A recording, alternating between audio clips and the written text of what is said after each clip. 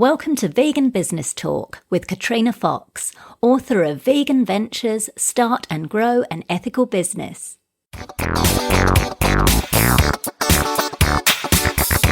Hello and welcome to episode 41 of Vegan Business Talk.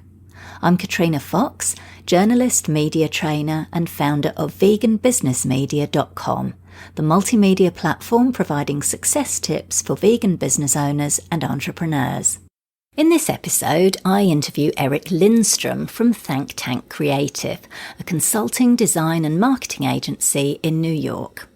Eric has more than 20 years of experience as a senior level administrator, entrepreneur and consultant in communications, marketing, brand management and design for various organisations across several industries, including higher education, government, facilities, financial, retail and entertainment, picking up a slew of awards along the way.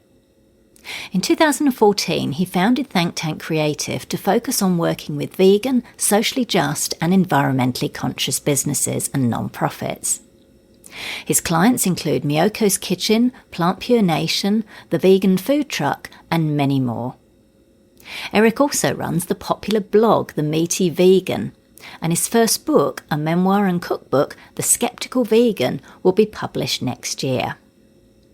In this interview, Eric talks about the first thing you need to do before developing your branding materials, a major misconception many vegan business owners have about logos and branding, why branding and design is so important, the downsides of crowdsourcing your logo, how often you should redesign your website, how to decide what colours to use in your branding and design, and much more.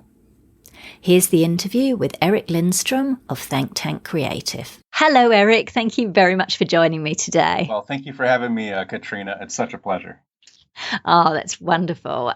So I'm very excited to speak with you because, as we mentioned earlier, you run an agency with marketing. You cover the whole kind of range of, graphic design and marketing, and really helping ethical businesses to raise their brand profile and get themselves out there. And I should mention online to people as well that Eric actually did the typography and logo for Vegan Business Media, so That's I can right. personally attest to his wonderful services. And that's how we first met. That's right. It is, exactly. So tell us about the why. This is the first question I ask everybody on the show is what are the driving reasons? What's the purpose behind running ThankTank Creative? Well, Katrina, it's a story not unlike the story of your own vegan journey, where you set out to do something that you're good at. You hopefully can make that a career and be passionate about it. And so, having been born a cartoonist,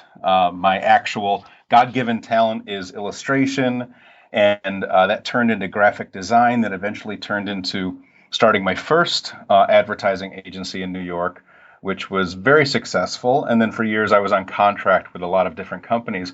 And so when I did actually become vegan, and when I went from more of a plant-based person, someone who was vegan for a diet versus someone who was vegan for ethical reasons, once I realized that I could actually put those two things together, it became that thing that you've always wanted to have as a business owner. It's something that you are passionate about, something that drives you. And so when ThankTank Creative was launched, it was launched with the idea of helping like-minded businesses. We say vegan, socially just, and environmentally conscious businesses.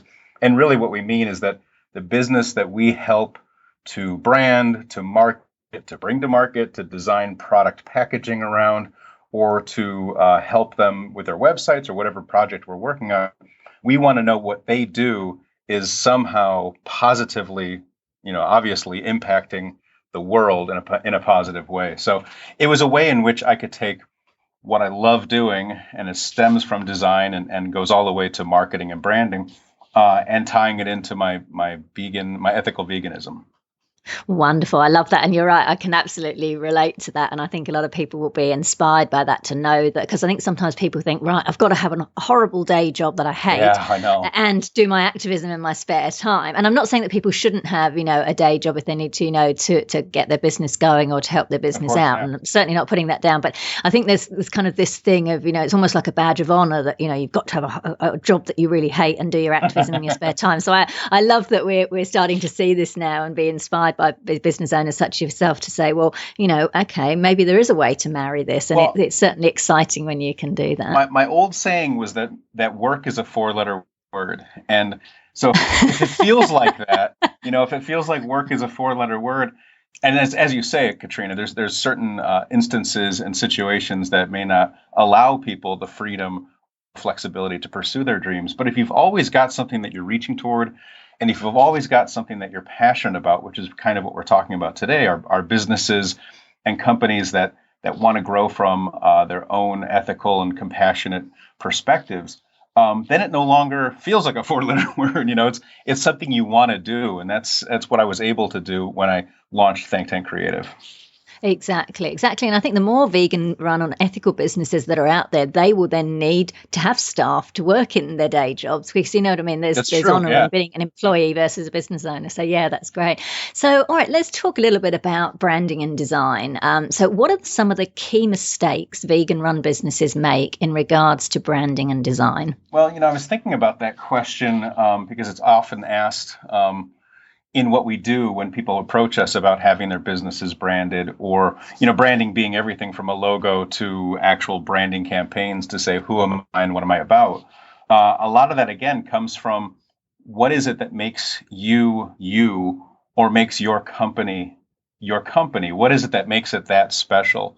And it exists. I mean, if you're operating a business, or starting to operate a business, or thinking about starting a business, you're going to have that unique selling proposition that's just you, and that becomes your brand. And so when we talk to people about what do you want your brand to represent, or who do you think it needs to reach, or how do you think it needs to be perceived, the first thing you have to really look at is what makes it different. And there's always something that's going to make it different. And quite honestly, if you don't have that thing that makes it different, maybe you're not ready. Maybe you're not ready to sit down and talk about branding it, or talk about developing a logo or an entire collateral system or advertising campaign.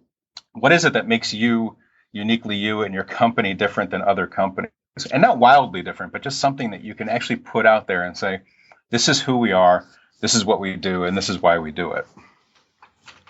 Excellent. I really like that. I like that you pointed that out, that if you don't have that one thing, maybe you're not ready. That's a really good point. So what about then? What are some of the mistakes they make when they perhaps or they are going ahead with with branding and logo? What are some of the things to be aware of then, or they should take into account? Yeah, I can give you actually one topical example of an attempt that a company I was working with out of California, where this client wanted their brand to somehow, their brand being their logo, essentially. They came to ThankTank to develop a collateral system based on a new logo identity with a tagline. And what they did was created a 6-page sort of project plan, an overview of their brand that was so specific that every time we would develop something which could have been and should have been beautiful, it was shot down because it was being compared against a very long list of criteria. And so in this, again, example of a client who didn't exactly know what they were doing when they were setting out to do it, they had a list of 18 completely disparate, I mean, they're as opposite as possible, different things that they wanted to represent in one icon. And early on in the process, we would say, what really is going to create your logo is you, and how you, your favorite colors or your favorite fonts and things that are going to appeal to you visually. And then your brand gets built out of that. People are oftentimes do it backwards, and they think that they're going to have an easy way of representing every single thought they've ever had about their company in one little coin-sized icon. Ah, that's really interesting. Yeah, that makes sense. That makes sense. Thank you for sharing that. Of course. That's something for people to think about. Yeah. So why is branding and design so important? Well, again, it's that outward, outward facing representation of your company. When you think about your favorite brands, oftentimes you just think about the product, if it is in fact a product or a service that appeals to you. And so, if you look at it and it's appealing to you, that means they've reached their target audience. If it's something you respond to, that means that their branding is a brand that you can trust and you want to get behind. And so when you're developing that for your company, you do want to make sure that you do understand your audience and you understand what it is they're looking for and what they want to represent or what they want represented in a product or service that they trust. So branding is the first step. Branding and logo design is the first step. It's also the most fun step for a lot of people because it's where the rubber hits the road. It's where things get exciting and you start seeing visual representations of all of the hard work that you've put into something. So, it's to us, of course, it's our specialty and it's what we love doing. And to a lot of people, it's either very daunting or it's an exciting journey for them.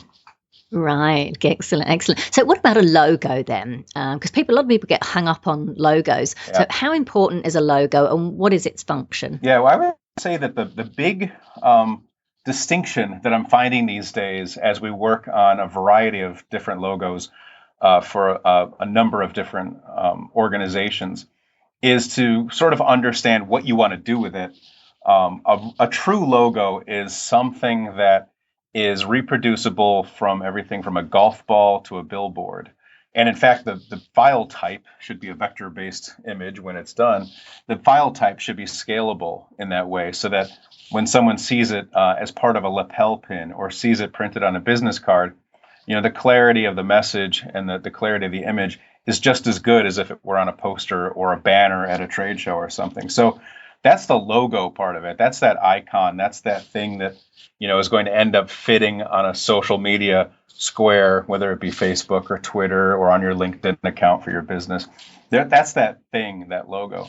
But then a lot of people go into development of their logo expecting or wanting or in fact needing a logo type.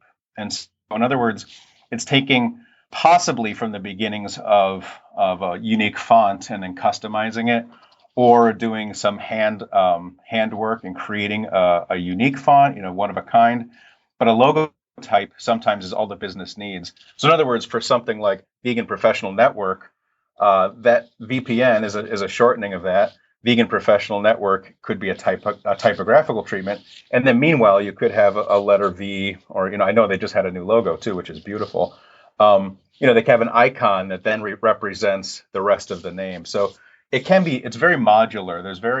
There's a lot of pieces that can go into it. And sometimes they all incorporate into one element. Like if you think about a seal for a university or something where it's all tied together. But I think that the distinction is your logo should be super simplified. It should be something that's reproducible in black only, and then as many colors, as you want to, that would fit well with your brand. And then how does that tie into the font and the name of your company? Excellent. That's some really, really good advice there. That's great because people I often think they don't think that they're kind of quite quick, and we'll talk about that now. There's a lot of particularly maybe vegan startups, small business owners. They say, "Oh, I'm not able to afford a graphic designer or a branding professional." Of course, as we know, there are many of these quote cheap options available. For business owners, including website templates, graphics, design competitions. So, what are some of the downsides of those, and what are some of the benefits of hiring a professional? Yeah, well, there are a lot of crowdsourcing options for logos and identities, which, by the way, is a good way to test the waters, and you might end up with something that's exactly right for you, very, perfect. In fact, I personally design for a lot of those crowdfunding sites just to keep my chops going, just to keep myself fresh. It gives me an opportunity to read creative briefs and design things on the side and make a little bit of extra money, but also just sort of see what other people are doing out there. So I don't think they're that bad. But what ends up happening versus working with a professional company is that you don't get that one-on-one time. You don't get to really talk in person, in depth about your company and about your needs and about what you want to end up representing in your logo. So we've had people come to us who have tried that route and it didn't go well. And then they work with us and they say, well, this was great. And it's because you could talk about it and you can say, can you do that? And should we do this? And what do you think about that? And then you might even find someone like me personally, or someone else that you're working with in terms of professionals, to say, this isn't exactly right for you, that, we should go this route instead, or this is a better way of representing the name. So it's just much more of a hands-on process.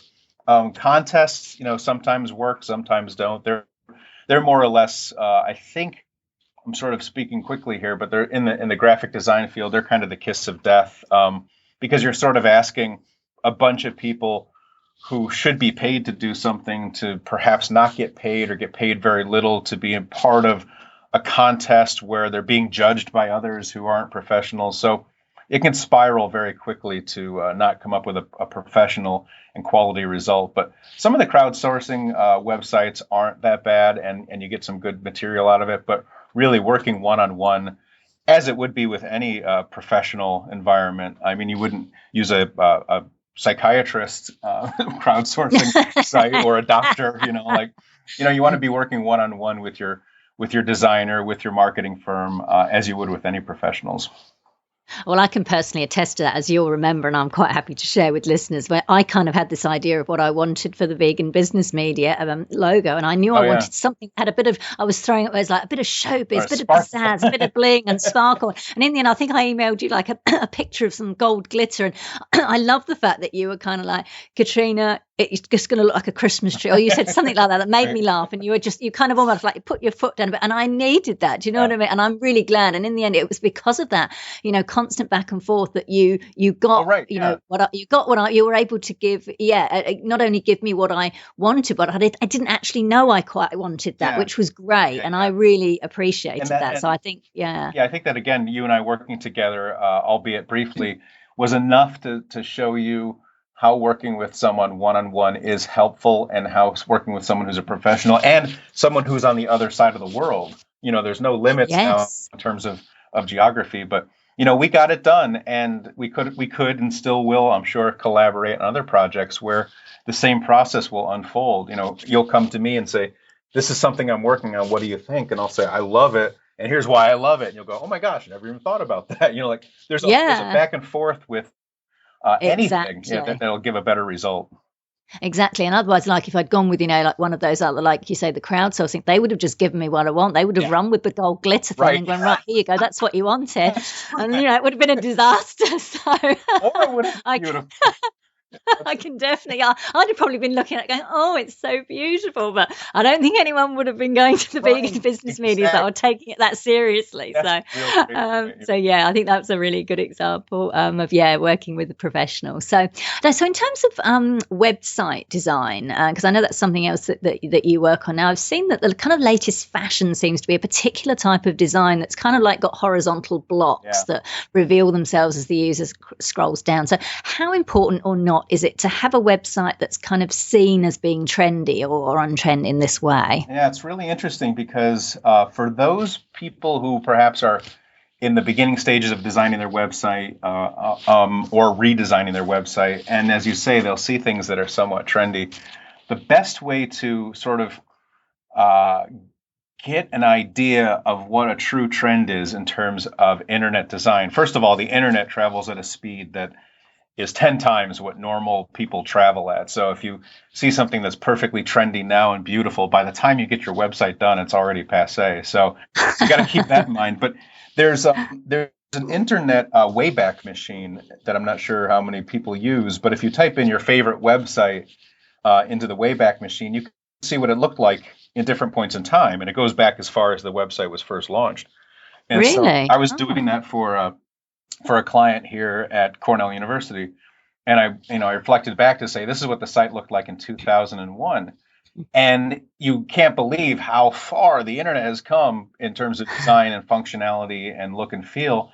And back then, that was perfect for 2001. And so, again, I do think that there's certainly something to be said for certain navigable familiarity with websites, that people are, as you say, accustomed to scrolling down and seeing things revealed, or a full screen, full width photo that's responsive from a television screen down to a mobile device. Those are things that people are hopefully using properly to help communicate the message to the visitor of the website. That's what's most important. I'm a big believer that content is king. Content drives design. It does not go the other way. And so when you decide what your website is going to communicate, you then decide what it's going to look like. And I was a big fan. In fact, I still haven't done it to this day, and I want to for a client, is to design a one-page website. There was a very short-lived trend to do those, but it's a way that this new sort of navigation really could work for someone. Is if you only have a 6-page website to begin with, just make it one long scroll, and that way on a mobile device, people scroll to where they need to go. People look down in terms of design and graphics, and things are revealed as they scroll. And then your navigation across the top only jumps you down to those points in the page. Yes, that's the ones I've seen a lot of lately. Yeah, I think that's a really intuitive. It's a great way to discipline yourself to not say, I want a 50-page website. I want 6 top menu items with 15 drop downs, because it's going to be, people just can't. They don't have the attention span anymore to sit there and read volumes and volumes on a website. Unless, of course, it's news websites. There's certain sites that warrant that much information. But when you're talking about a commercial website for a product or your own personal business, it's better to keep it super simple and realize that 85% of people are going to look at it for the first time on their mobile device, and sort of work backwards from there in terms of design and content. Yeah, that's really good advice. Yeah, particularly like you say about the mobile stuff. And I like that actually you as a designer said that content drives it and then design. That's really cool, actually. You often get designers go, no, it starts, it's all about images. And, the wordsmiths go, no, it starts with the content. So it's nice that you said that. That's great. How often should people update their website in terms of design-wise, Eric, would you say? That's a great question. Annually, at a minimum. I think a good way to think of it is, if you go to your popular malls, shopping centers, they are required in their lease to update the entire store on an annual basis, or at least, biannual. So if you look at, you and I would be talking about probably different stores, but, a Spencer Gifts, or, a department store, or a small jewelry shop in a mall, they have to completely remodel to keep it fresh, to keep it interesting. It can't just become, a stagnant storefront. And so the same thing would hold true for a website, is that you want to be updating it constantly. You want to be changing content, adding new content, maybe adding some new navigation or drop-down options. But you want to be doing that on a daily basis. If you can't do it on a daily basis, it'd be nice to have a feed of some sort that's fueling, whether it's social media or an RSS feed, but something that's making the site different every time somebody visits. But then in terms of a complete overhaul, I would say a maximum would be 4 years, maybe 5, but even that's pressing it. Right. If you could once a year sit down and say, all right, I'm going to change this entire homepage, or I'm going to change this. The ThankTank page now has a big video on it, which, by the way, is about to dry up in terms of interest.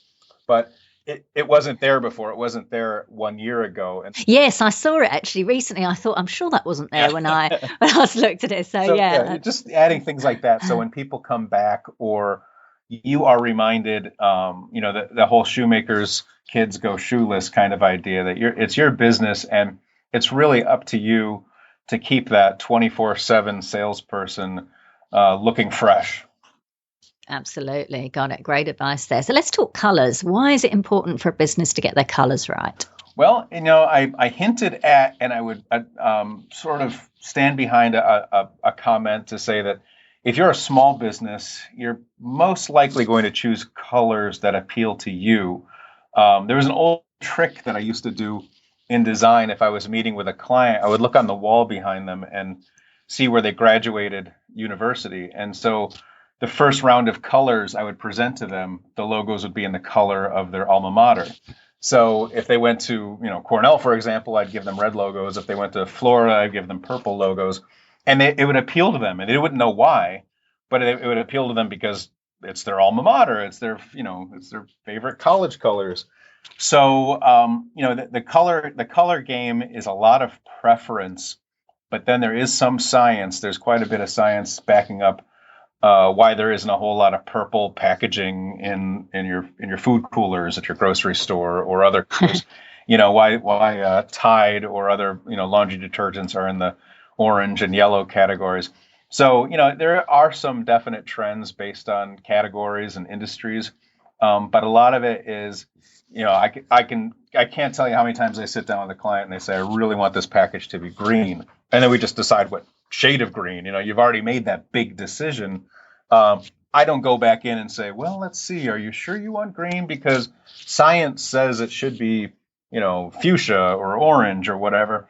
I love orange, but what is it that you really want to see, and then making that work. And so that's sort of my mentality on color. I bet there's others who would disagree or have a little bit more, again, scientific evidence backing up why certain things are certain colors.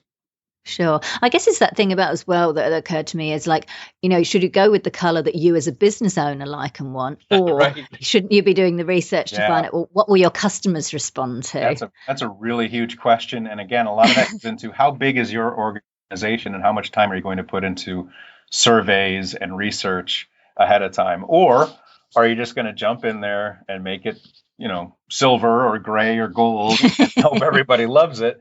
And then build from there, because you can take your color scheme and you can take your logo and you take your brand, and if you offer a truly unique and wonderful product, the rest of that's just going to fall into place.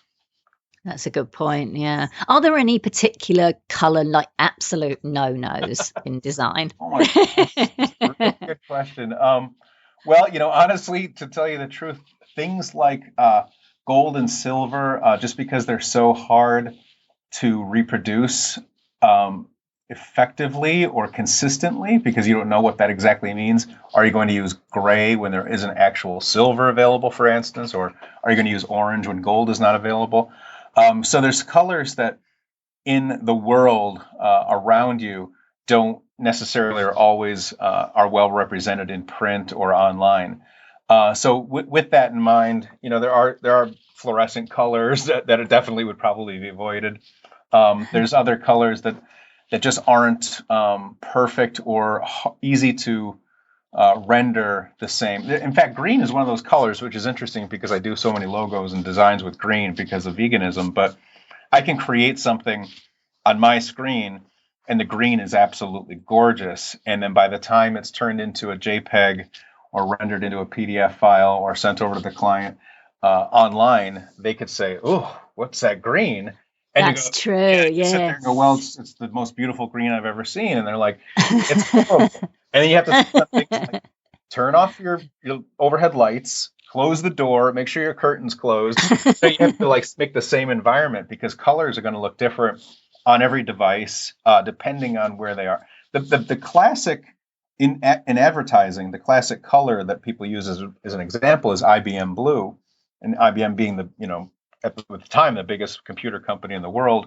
There's a reason they chose that particular shade of blue. It's basically a cyan color, which could not be printed wrong ever. Every printer in the world had that blue, and so it became this, sort of the standard for saying, okay, let's make everything consistent, as opposed to let's choose periwinkle and then have to tell every single printer around the world, here's the makeup of how to make those colors to match the IBM periwinkle. So keeping it simple. As far as I'm concerned, there's really only 5 colors and variations on those. And so if someone says, I want red, I say, here's red. And they go, oh, I got it. That's red. Or it's fire engine, or it's candy apple, or it's, so there's variations in each color category. But really, if you want a green logo, pick a really nice green and run with it. Excellent. Such good advice there. Really good. We've dug nice and deeply into branding and design. So thank you for sharing those insights. Yeah. That's fantastic. So for those people who they aspire to owning, an ethical or vegan run business of some kind, what, in your opinion, are the key things that they need to take into account before they make the jump from, say, their day job to self-employed? Yeah, well, there's two ways for me to look at that. One of which is more of a business person, entrepreneurial perspective. I find far too often people just not doing the research and the math, the simple, basic mathematics of owning a business. And so, if anyone is willing and able to take the leap, I caution them to make sure that they've done due diligence in just the simple mathematics. I've seen too many businesses close because they're renting perhaps an office space or a retail space that's $12,000 a month because it's high traffic. And they simply did not do the math on how many widgets they would have to sell to not only make that rent, but to make their payroll and to make their taxes and to make their utility bills and make their advertising. So creating a really solid business plan before you come up with a marketing plan, to me, is the most important thing you could do. Is just don't jump into it if you don't think you're ready, or if you're not sure if you're ready.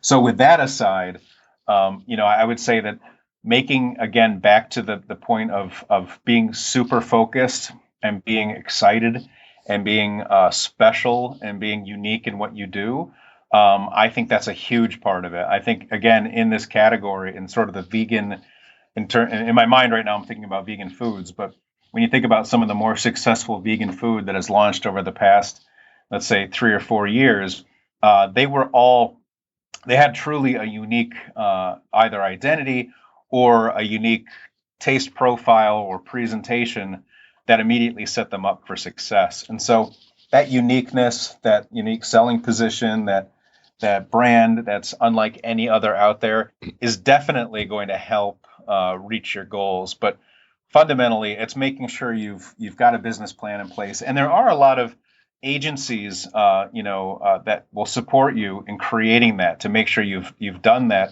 spreadsheet to say, here's where we are now, here's where we'll be in a year, and here's where we'll be in 5 years. And if all of that makes sense, the rest of the stuff is where it gets to be fun. Like, what are our colors? What is our logo? What will the name of our company be? What is our tagline?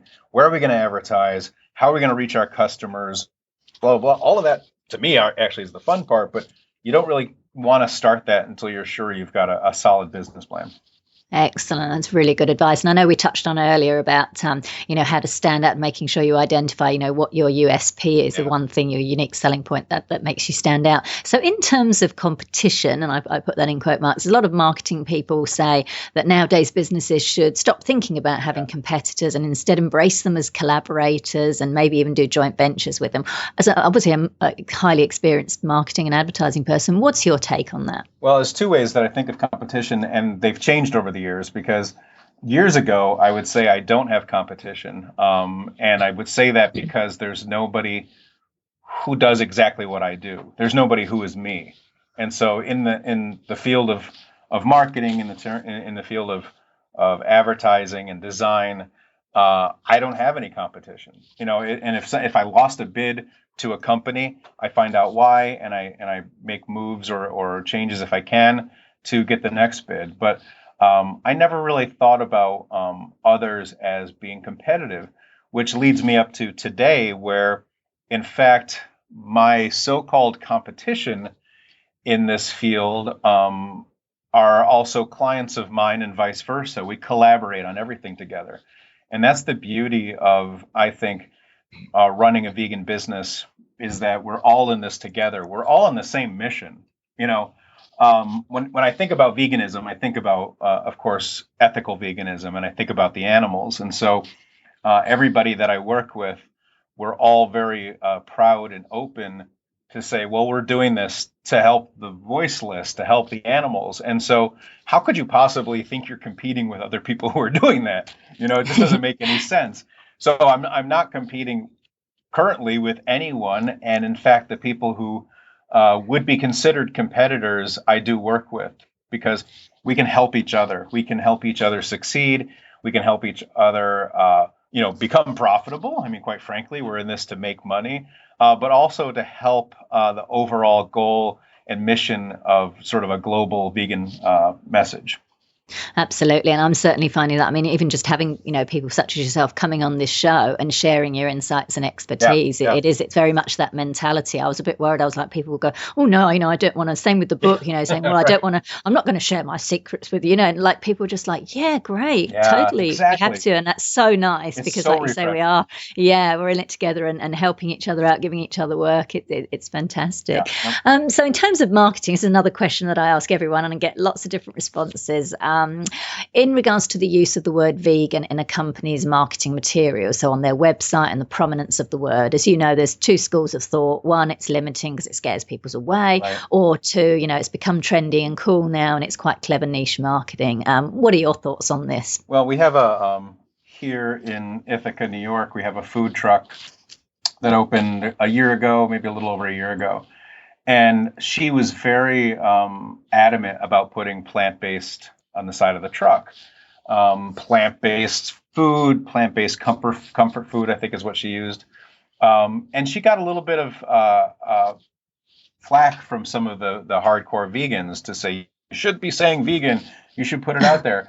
And it was more a matter of, no, my food is plant-based, and that's what I want people to enjoy about it and understand about it, is that it's not animal-based. It doesn't contain animal-derived ingredients.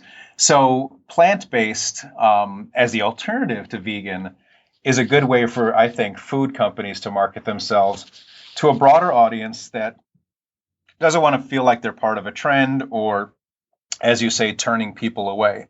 However, and I mentioned this in my book now, that the word vegan has become that catch-all phrase that even plant-based people use just because it's easier to say, or more people are perhaps understanding it. So, someone who may not be vegan, but subscribes to a whole food plant-based diet may sit down and tell their friend, oh yeah, I'm vegan. It's just easier to say, it's easier for a lot of people to understand. And I think it's becoming more so with each passing day. So I think, like it or not, vegan is going to become the catch-all phrase that everybody's going to use. It's the phrase that's on packaging products. It's the phrase that's on allergen, information. So I think, again, it's a relatively young term, right? It's only 70 years old or something like that. So it's got a long way ahead of it to carry a lot of different categories. But I think that businesses should use it if they're comfortable using it. I am. I was sort of, alerted to the fact that I shouldn't. There were a lot of business consultants who said that's crazy to say you market vegan businesses as if you're going to be limiting yourself. But actually, it only helped because it attracted exactly the types of clients that I wanted to be working with. So exactly, it's something. Yeah. If I were launching a food line, I would definitely use the word vegan. If I were opening a restaurant, I might not put the word vegan on the awning. I mean, I put the word vegan on the awning. I might not name my business, vegan food, because some people are sort of turned off by that term still. Yeah. Yeah. Oh, that's great advice there. And I think it's good to get that advice from you because, as you mentioned, you've got your fabulous book coming out, which at the moment the working title is The Skeptical Vegan. Right. Am I right? So I think that's great. I love the fact that you said that you're going, put vegan here, put vegan there, and your book is you're The Skeptical Vegan. So that's fantastic. And we'll certainly, when that comes out, we'll report about that and let people know where they can get it. So what are some of the mistakes that vegan business owners and entrepreneurs most often make in regards to their marketing efforts? Well, I would say not marketing. That's a big part. Not doing anything to put yourself out there or to have other people find you. There was this old, I used to do a lot of radio advertising, and they're always the businesses that were doing their going out of business sale on the air. That's where they would spend the most of their money. And we would always say, if you had spent this money before, you wouldn't be going out of business. That's such a good advice. So think about that and know that I'm not even talking about in this day and age where you have to spend gobs of money there's ways in which on social media you can spend zero. Well, all of that's getting harder because, for Facebook, for instance, a post on Facebook will be seen by probably 1% of your followers at this Exactly. point. Yeah, it's gone down to Yeah, that, I think. without some Yeah. boost for Yeah. that post. But you can spend very little to get a lot. You could do a lot of word of mouth. You can't beat excellent word of mouth. You can't beat, really good press, sending out press releases. So it's really if your business plan is solid, then within your business plan there's a marketing plan. And I've written marketing plans that are 100 pages long. I mean, they could get that detailed, or they could be 2 pages, but have something, some kind of guidebook to say, here are the things we need to do, and here's how we do them. And then just do them consistently. There's one other old adage in advertising that the minute you're sick of your advertising message is the exact minute you've actually first reached your client. And so you have to do it over and over again. You have to keep in front of them as much as possible. And obviously, if you've budgeted, if you've possibly budgeted money in order to do it, you're going to be much more successful. But don't let that be the limiter. Don't think, oh my gosh, I can't afford to advertise, I'm just going to give up. Find very clever and creative ways to leverage, your audience, your followings, your fans, your product. Be a part of events. Whatever you can do to get your name out there is going to make you more successful. Excellent, excellent. So at what stage then, so say someone does have a budget to hire a marketing professional or seek professional marketing help, at what stage should a new business hire that help? Immediately. I mean, within the first 6 months, you should be sitting with somebody to some sort of consultant. And again, if it's not a hired consultant, it's somebody who has a successful business.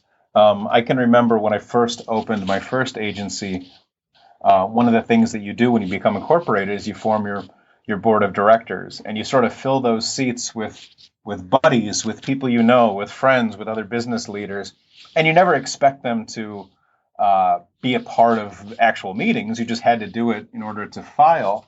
However, you find out that they're more than willing to sit down, and so have half a dozen people over for lunch at your house, for a vegan lunch over at your house, and talk business and talk only your business, and bring some huge post-it note sheets and some whiteboards, and turn this luncheon into an accidental board meeting on how to grow the business. And so that's a way in which within the first, you have to really do it within the first 6 months. You want to start on the right track that early on. If you start to go off the rails within the first 6 months, you're never, well, I wouldn't say never, but the chances of writing it within the first couple of years is dramatically decreased. But definitely always have someone in your pocket, a consultant, someone you can call or text or email on the occasion of, wow, this didn't work, or this is working, or what can we do to get more people. So it's really early on, I would say within the first 6 months. Excellent. And what should they look for when choosing an agency? Partnership. I mean, again, because we would presumably be on the same page in terms of a vegan message, that's a big, huge plus, to be able to talk to somebody on the phone and know that you're not going to be taken as a loony because you happen to want to save animals. So finding someone that you're comfortable with, finding someone that has a positive track record, has some excellent references, or some online examples of their work that's outstanding. So it's really it's finding half a dozen possible partners to work with, and then narrowing that down to 2, and really just spending time getting to know them. And most people, myself included, would happily take an hour phone call, an hour out of my day to talk with anybody about their business. And you'd be surprised off that one call, the kinds of tips and advice that you walk away with for free, which I'm not saying that you should always expect things for free, but it's definitely a great way to break the ice, to say, you know what, a good example is I have a local lawyer who I've called on a dozen times, and he's never once charged me. He's such a great guy, and he's so helpful. Oh, that's rare for a lawyer. I know, it's incredible. And I'm always like, Tom, what do I owe you? He's like, don't worry about it. I haven't done anything yet. I'm just basically talking to you. he'll say, this is what you need to do. I'm like, great, thanks. That was probably worth $1,000, but you're not charging. So I send him gift certificates and things like that. I'm very thankful and grateful for him. But there are professionals out there who are very giving with their time, and I'm sure you'll find them. Or as I said, I'm sure you have friends in similar fields or with experience that could help you along. Great. So what guarantees, if any, should vegan business owners expect to get when hiring someone to help with their marketing? Because that's something I think, if business owners say, right, okay, I'm going to pay this money, I'm going to hire this person because they know what they're doing. And they often kind of say, well, what am I going to get for my money? I know, that's tough. That's really tough. And, you get called out. I've gotten called out a few times over the years on, I've spent $2,000 and I haven't made $2,000. It doesn't work that way. If you spend $5,000 advertising, you're not necessarily going to get $5,000 back immediately. It could be, branding advertising. It could be a way to get your name out there and your logo out there. But what I always say to people is, depending on their business, again, this is a hugely generalized answer, but how much is your time worth? How valuable is it to have somebody else on your team thinking about how to grow your business? And if you think of it that way, an outside vendor or partner in this case becomes a team member, becomes a non-benefit. There's no benefits given to your new employee, your marketing team. So if you work with a firm, you end up with perhaps 10 people who are doing nothing but marketing your company. And that's valuable. It's incredibly valuable in terms of the cost and the return on investment, because you simply can't do that. You're either running the register or coming up with the next big idea or, fulfilling packaging or whatever it is that you're doing at your job, because you got to keep yourself really lean in the first, couple of years in terms of number of employees. But you've got somebody out there who's got your back. The clients that we have right now on retainer are more than happy to pay us at the beginning of the month, because they're like, what we're paying you is nothing compared to how many hours and how much time it would take us to do what you're doing. That's good. What does that mean? Talk us a little bit through what that means in terms of a retainer. So what kind of stuff would you be doing for a client on retainer? Well, some of it now, because of just the nature of the beast, is social media marketing. And so for some of our clients, we handle all of their channels for them. We do Facebook, Twitter, Instagram, a little bit of LinkedIn, basically whatever, Pinterest, whatever things fit well for their product or service. We make recommendations. We shore up their pages. We do what we can to increase exposure, brand recognition, number of fans and followers. And then we're constantly posting for them 2 or 3 times a day on all channels. And we do it by hand. We don't want to use Hootsuite if we don't have to, which would post across all of them. We like to go in there and really customize it. But that's an example of retainer. And then meanwhile, there's other companies and clients that we work with where we're their marketing team full time. And so we're also writing press releases, disseminating press releases. We're coming up with advertising recommendations for them, finding traditional advertising menus to spend their money in, to get some, obviously clients and customers. So it's a range of services that you would get if you're paying any agency a retainer fee. If it's $1,000 a month, if it's, we've gotten as much as $9,000 or $10,000 a month for really big clients. We're their marketing arm, and so a lot of times there's reporting, there's board member and board of directors meetings that we're part of. That we just become a fully faceted marketing arm for their company. Fantastic. And what do you look for when in a client before taking them on? Obviously, the fact that they're ethical and they're vegan. Are there any other things that you look for before deciding, I'm going to work with this person? Yeah, there's a recent example that I'm dealing with right now where I can tell they're not ready. And while I could probably become the company that helps them get ready, they don't have the budget, quite frankly, to bring us on at that level. And so I sit down with them and they're making decisions that should have been made 8 months ago, or they're waiting on some decision that somebody was supposed to get back to them 6 months ago. And I sit there and I go, this is not going anywhere. This is a bad relationship right from the beginning. This is two people in this case who don't know what they're doing, really hoping that I can come in there and save them, all for the cost of a logo, for example. So, it's people who don't have their ducks in a row. Whether that's a vegan term, I'm not sure, but I'm not sure. We have to think of that. They're happy to be lined up. They really need to think about those things ahead of time. And so when they're ready to sit down with any professional, I mean, you wouldn't sit down with your lawyer or your accountant without your books in order, without all the receipts that you need. And it's the same kind of thing where I want to be sitting with a client who really feels like they're ready to move, whether it's because of their own confidence level, their experience, the other companies they've been part of, or quite frankly, what they're sitting down and placing in front of me. I want to feel very confident that what we're working on is going to go somewhere. I want to be as successful as they are. Absolutely. Let's talk a little bit about your business then, because you say you've run very successful, advertising agencies, working with big clients, and now you've very much zoned in on, working for ethical brands. What were some of your key challenges when you first started up ThankTank Creative? Because that's quite a shift in direction. Yeah, well, I can say that it was my ability to take what I had done over the years successfully, and then more recently on a per contract basis with a number of different companies where I learned from their successes. I mean, I was being brought into $6 and $12 million companies to be a part of their team. I could really see from, again, that boardroom level on how these successful companies were built.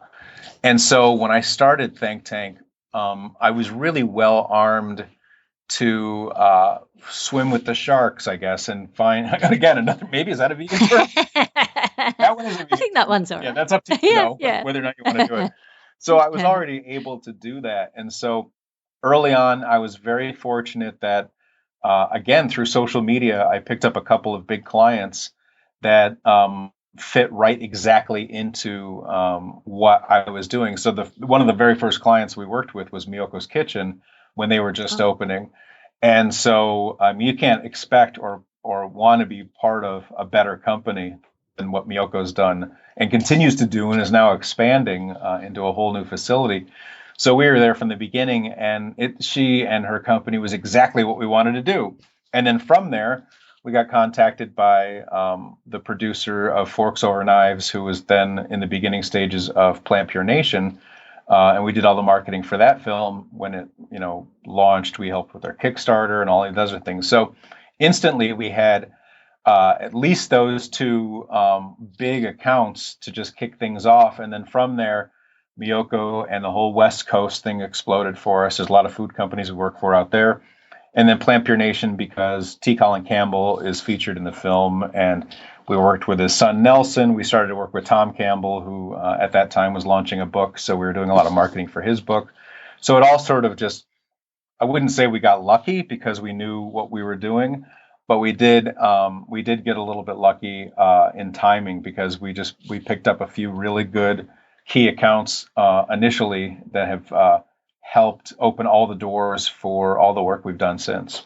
Excellent. I think it's a really good example of having that experience, in what you do, and then attracting the right kind of clients, saying, okay, this is the kind of client, and then they find you. So that's great. Now, I'm guessing, obviously, you're doing a lot of work. Like you said, sometimes you're a marketing arm for some companies. You must have a team that you work with. So do you have employees? Do you work with contractors? How does that sort of work? We currently don't have employees. When we opened, we had a handful, like 4, more administrative people and a couple of creative people. And since then, because of other things in my life, not the book withstanding, writing an 84,000 word book in 6 months has been incredibly time consuming. And so ThankTank has not at all taken a back burner, but it's definitely been sort of pushed off to the side a little bit.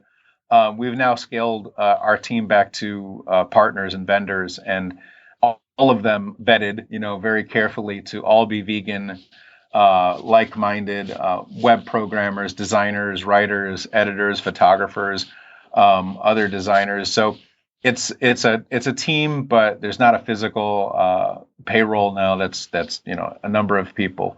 So it'll grow up again, I think, I'm sure.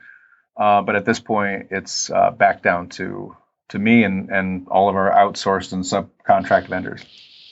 Fantastic, fantastic. Now, I interviewed Damien Clarkson recently, who runs a creative agency, and one of the things he said is that often with a lot of things that marketing agencies do, they're so busy telling other people's stories they forget to tell their own. Right. So I'm curious about whether that you can relate to that, and what kind of marketing strategies have you done for your own business for ThankTank? Honestly, this also leads back to any one of your questions about how to be successful in business, is that prospecting, which means getting customers or clients, prospecting is going to be 50% of your job when you open a business, unless you somehow have a massive influx of revenue and funds that allows you to hire people and delegate. But as any startup, you're going to find yourself spending literally 50% of your time selling yourself, soliciting yourself, prospecting, as you are actually working on the projects. And so with that said, you find yourself, your company, if I were to draw a diagram, a graph for ThankTank for the past 2 years, there's a major dip happening right now as I'm finishing the book. It's what you can do in terms of your priorities. How much you put into your business is how much you get out of it. I've said that too with a lot of sort of live networking opportunities, things like chambers of commerce, where if you get involved in the Rotary International, or if you get involved in some other organization and expect that you're going to see the fruits or of that rewarded, you're going to get as much out as you put in. And so if you're an active board member, if you're active on committees, if you're there weekly or at every networking event, it's going to pay off. If you join, you pay your $300 and never do anything, it's not going to work. And so your business is that way too, that I find myself right now, as hungry as I could get, is only how much time I have to get out there and get the work. And so, again, blaming everything on the book right now, which is a good thing, by the way, to blame everything on. It's going to the publisher in October. So at the end of this year, I'll be able to really spend a lot more time prospecting. I've also got a couple of other big opportunities that are coming up that you may hear about in the coming weeks. But it's all how much you put into it is how much you'll get out. Fantastic. No, it's very, very good advice there. So particularly for the service providers, yes, I can certainly relate to that as well. So final couple of questions then, Erica, around the mindset. So a lot of business owners think that, owning a business, it's a really great form of personal development because it forces you out of your comfort zone and this kind of thing. What personal qualities do you think are essential to staying the course and running a successful, ethical business? Oh gosh, staying connected, staying active, networking, becoming a part of the community. I know that and I don't like to ever tell anybody to lean on social media because it is only what it is, and it's a jungle, and it can be really evil, and it can get in the way and a time sucker, but done right, between platforms like Facebook, and actually I think LinkedIn was just purchased by Microsoft, and maybe it'll have a new breath of life chugged into it because it's really valuable. I always said if I spent as much time on LinkedIn as I spend on Facebook, I probably would have my company be twice profitable because it's business people talking to business people. But with that said, to remain successful and to just keep it worthwhile, to keep it something that you want to be a part of, I really I tell people to keep that networking going on, to keep yourself out there, to be a positive person too. I mean, think about that. If you're out there and you're the naysayer, if you're the person who's always negative, who always has something nasty to say, or is posting or positioning themselves in a very aggressive way, no one's going to want to work with you, or no one's going to want your product or service. So it's really, it's having a presence. It's having uh, being a person that other people want to be around, and that's a big part of networking, and that's a big part of growing your business, sustaining your business, prospecting, and retaining clients and customers. That's really good advice. I think that's so important for people, that they have to, particularly if they're new business owners, they may have been on, say, Facebook or whatever, as an activist or whatever, but you do sometimes have to shift how you engage if you're going to run a business. I'm sure you and I have both seen some horror stories of businesses ranting at their customers or clients. My gosh, yeah. There's a lot of that. And again, that's social media. And because if we're seeing it, if it's gotten that far, it's already gone too far. It's too late to pull it back. It's a good soundbite. I like that. And it's something that should not be put out there. And again, you're as active as I am, and so you'll see it by the 5th or 6th post or comment below a post. Someone will say, "This should have been taken care of offline. This is not going well." And sometimes it's out of anger or frustration or just sheer vindictiveness. But I don't think. I think the good will rise to the top, and that's how I want to be perceived, and those are the people I want to be working with, and it really shows. I mean, you and I, the same channels that you and I are active on in social media, I bet we would come up with the same list of 12 people who we admire just for their posture, just for the way that they conduct themselves, and how positive and good they are for the whole cause.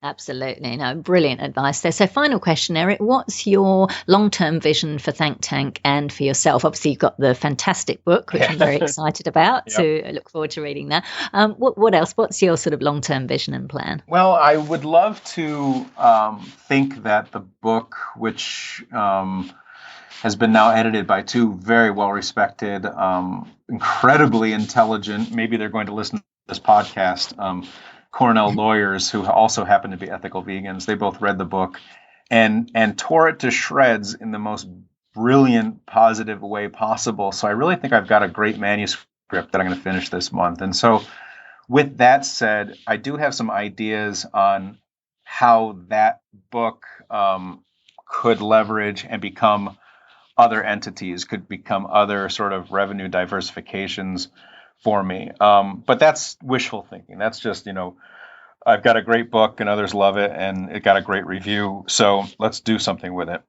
So that's one direction. Yeah.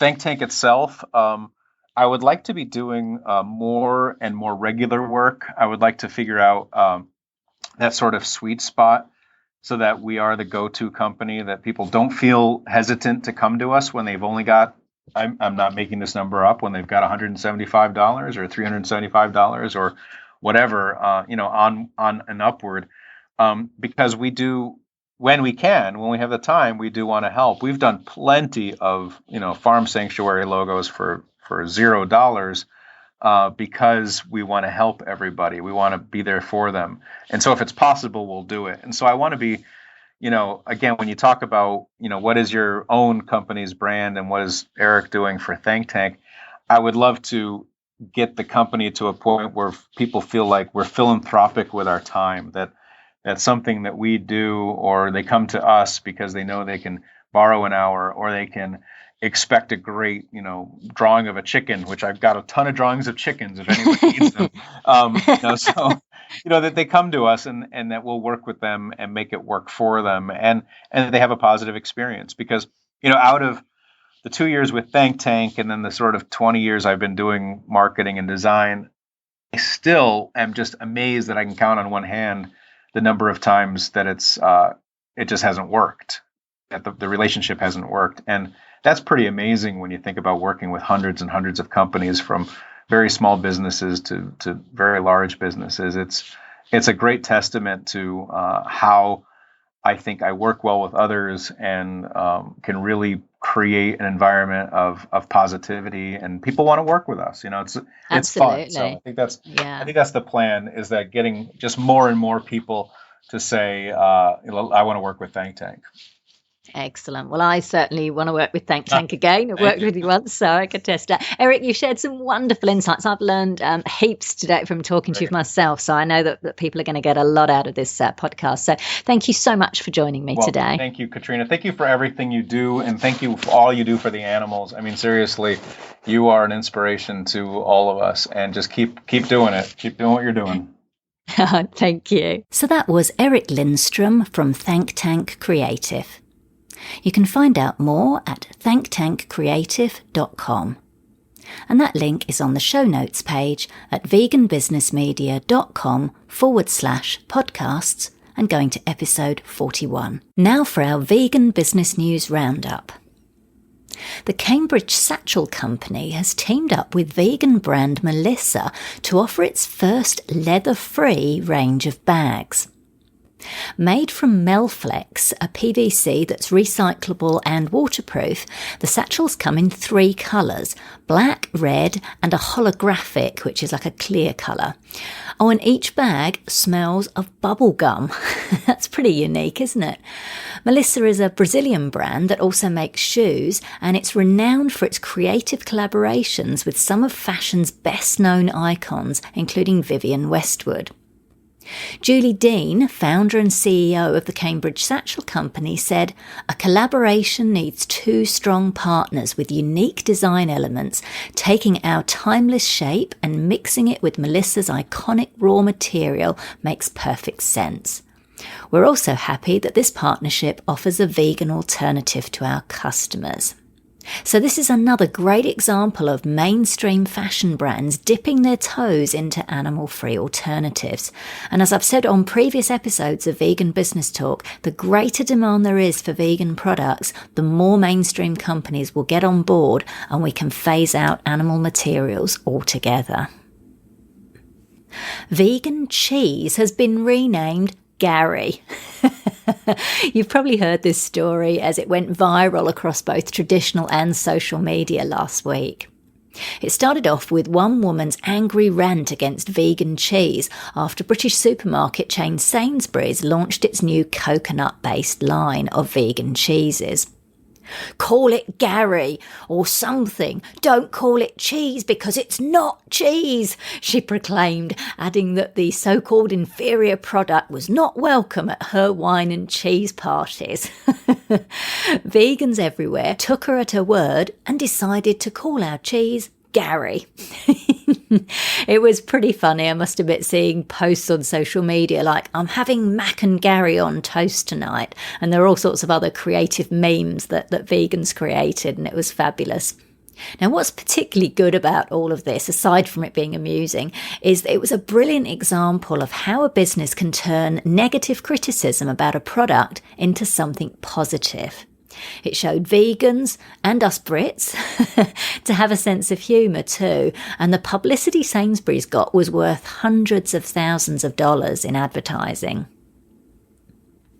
British vegan shoe brand Beyond Skin has collaborated with musician and model Leah Weller to launch a lace knee-high pair of boots, with 10% of all sales going to people for the ethical treatment of animals. Leah is the daughter of singer-songwriter Paul Weller from the punk mod revival band The Jam. The boots feature stiletto heels, pointed toes and a full zip on the inside leg, plus they're lined with 100% recycled polyurethane with a vegetable polymer coating. Now, these are definitely something I would have worn when I was younger. I was very big on heels when I was young. I don't really do them anymore nowadays, unless they're platforms with a nice flat base, so that way I can get the height but have my feet nice and comfy. But they sound and they look great. Now, this kind of collaboration is a win all round. The brand gets great PR by working with a celebrity. The celebrity gets extra publicity because it's a new angle for the media to cover. And the campaign group gets money as well as publicity. So if you get a chance to work with a celebrity, take it. It doesn't have to be an A-lister to start with. And of course, you've got to make sure that the celebrity is a good fit for your image and your brand, shares the same values, and is passionate about your cause. Fresh & Co., a small chain of fast casual restaurants in New York, is adding tomato tuna to its menu, reports Fast Company. Owner George Tenedios already embraces meat alternatives such as those made by Beyond Meat. Now he's taken on a tomato sushi product created by San Francisco-based chef James Corwell from Ocean Hugger Foods. Concerned by the environmental impact of tuna fishing, Tenedios was keen to find an alternative. An early adopter of plant-based meat alternatives, he was impressed by the tomato sushi in mimicking the taste of blue tuna and will be rolling it out this month. Fresh & Co. executive chef Michael Roberts was equally impressed, and Corwell is pleased to be getting calls from people in England, Spain, Germany and Israel, all keen to get his product.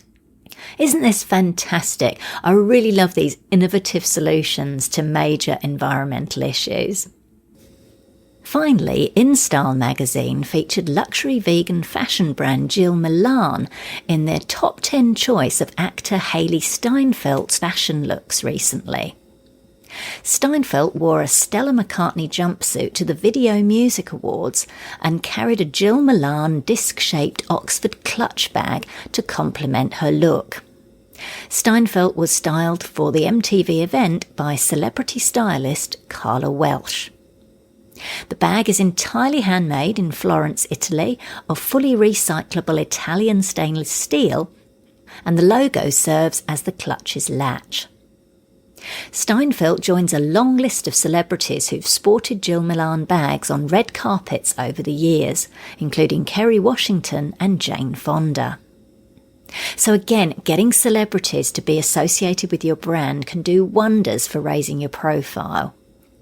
What I love about Jill Milan is how they make the most of these opportunities by sharing the news in a press release and then putting it out across their social media platforms. It really boosts a brand's credibility and positions it as top of mind in its category. So if you make a product and you see a celebrity using or wearing it, make sure you tell the world. So that's it for this episode of Vegan Business Talk. Thank you so much for tuning in. If you enjoyed the show, please consider giving it a review and a rating on iTunes or any other platform you're listening on. I'm Katrina Fox from veganbusinessmedia.com, and I look forward to catching up with you in the next episode. Bye for now.